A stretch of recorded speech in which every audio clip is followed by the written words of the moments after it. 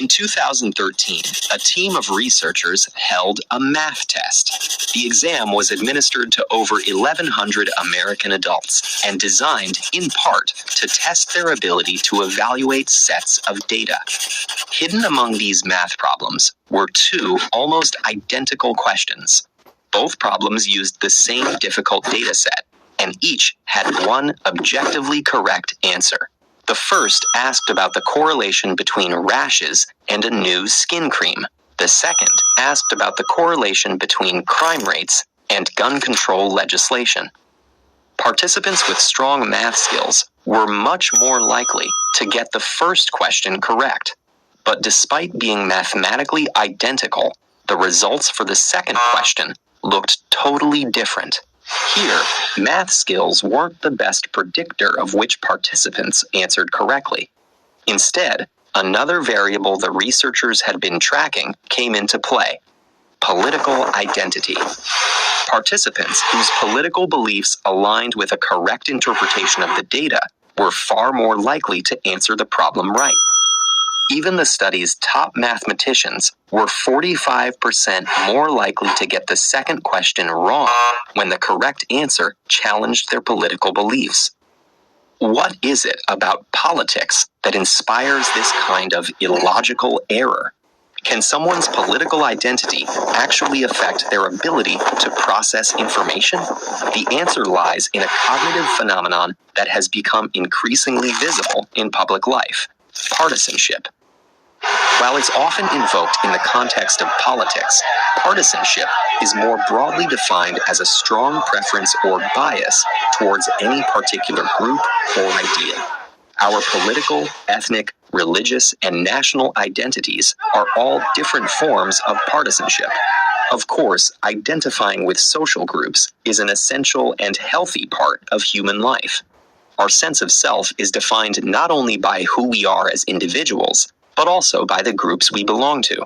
As a result, we're strongly motivated to defend our group identities, protecting both our sense of self and our social communities. But this becomes a problem when the group's beliefs are at odds with reality. Imagine watching your favorite sports team commit a serious foul. You know that's against the rules, but your fellow fans think it's totally acceptable. The tension between these two incompatible thoughts is called cognitive dissonance, and most people are driven to resolve this uncomfortable state of limbo. You might start to blame the referee, complain that the other team started it, or even convince yourself there was no foul in the first place.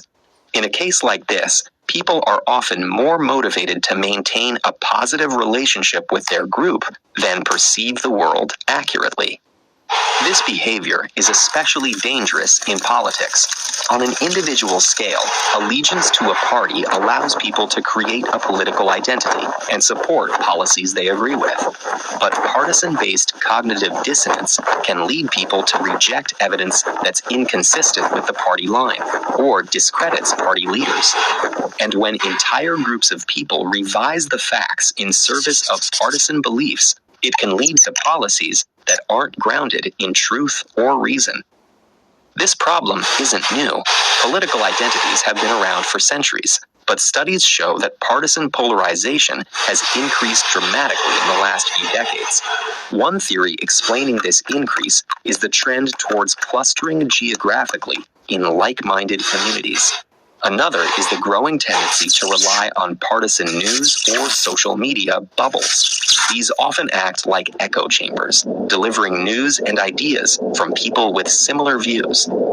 Fortunately, cognitive scientists have uncovered some strategies for resisting this distortion filter. One is to remember that you're probably more biased than you think. So when you encounter new information, make a deliberate effort to push through your initial intuition and evaluate it analytically. In your own groups, try to make fact-checking and questioning assumptions a valued part of the culture. Warning people that they might have been presented with misinformation can also help.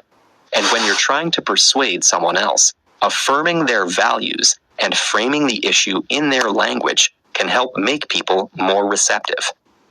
We still have a long way to go before solving the problem of partisanship, but hopefully these tools can help keep us better informed and capable of making evidence-based decisions about our shared reality.